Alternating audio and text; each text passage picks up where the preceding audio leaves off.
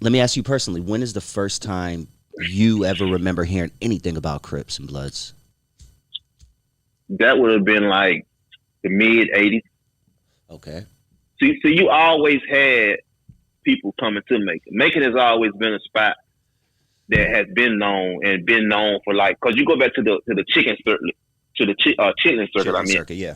Yeah, back in the days, Macon has always been a spot for black people to come to get on. Cause like I say, James Brown got on there Macon, Otis Redding got on there Macon, Little Richard got on there Macon. Macon has always been a happening place for blacks. It's just that like I say, Atlanta has so much other stuff going on, but when you come to the city, it's like I say, it's like the gangster activity. When you think of the gangster activity, you have to look at the movement of G's and Kinky B. They the people that put the gangsterism of Georgia really on the map. Okay. You know what I'm saying? What was the second name you said? You said Jeezy and who else? Kinky B. Okay, you mentioned him earlier. Okay.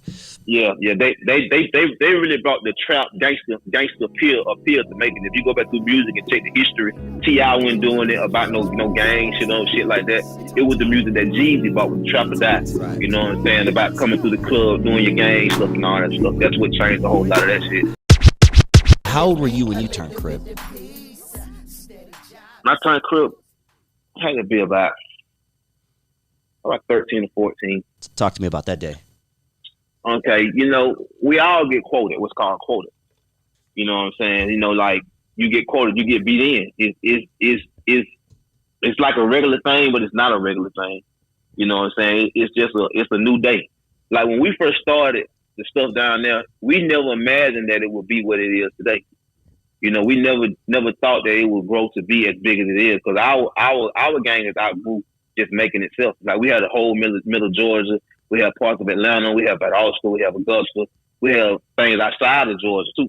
You know what I'm saying? So you never would think that it would get to where it is today. To be what it is today. And a lot of people look at it as a negative thing in the negative light. But when you have youth that are just running the street and really don't know no better, it's not a thing such as being a negative or a positive. It's just an experience you have to go through to learn in life. Because a lot of us have turned out to be different than what we originally started to be out to be. I was studying Macon, and Montpelier apparently in the 90s was the dividing line between the Crips and the Mafia. Now I've heard of the Vice Lords, I've heard about I've heard Disciples, I've heard Crips, Bloods obviously, but I've never heard of the Mafia. What's the Mafia? Okay, West Side Mafia is something that was started like when the Crips really started. It started like a little bit after the Crips started.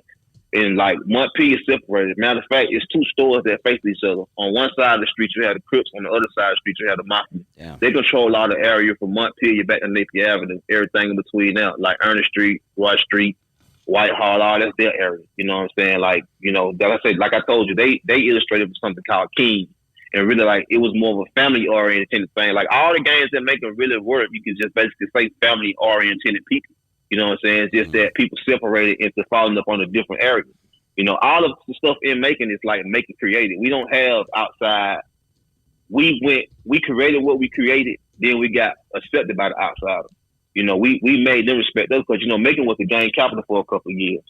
We outdid Cali per capita. They were saying we were doing more than Cali was doing for a little bit of time. You know what I'm saying? So then you have to look at a lot of people overlook the fact. See, when you look at the gang activity, you have to look at the fact that, okay, you had the West Coast. The West Coast was Crips. You had the Midwest. The Midwest was GD. You had up north, it was whatever it was, you know what I'm saying? But then you had the South. The South was a mixture of every gang in the United States. We had Blood, Crips, and GDs for anywhere else had all that stuff together. The whole South did. Like you can't really find when they had GDs in California as a big set, or you can't find when they had Crips in Chicago as a big set. Right. But you can come to Georgia and the South and see that they had all this going on down here. Whereas a lot of people be thinking the South was slow or behind time. We had a lot of this shit, or they had to deal with a lot of this shit. I can remember California niggas coming over here and not knowing that the niggas in black were GDs. They thinking they Crips. You know what I'm saying? They you know what I'm saying? Because they weren't used to being around it. We had been around it a long time before that.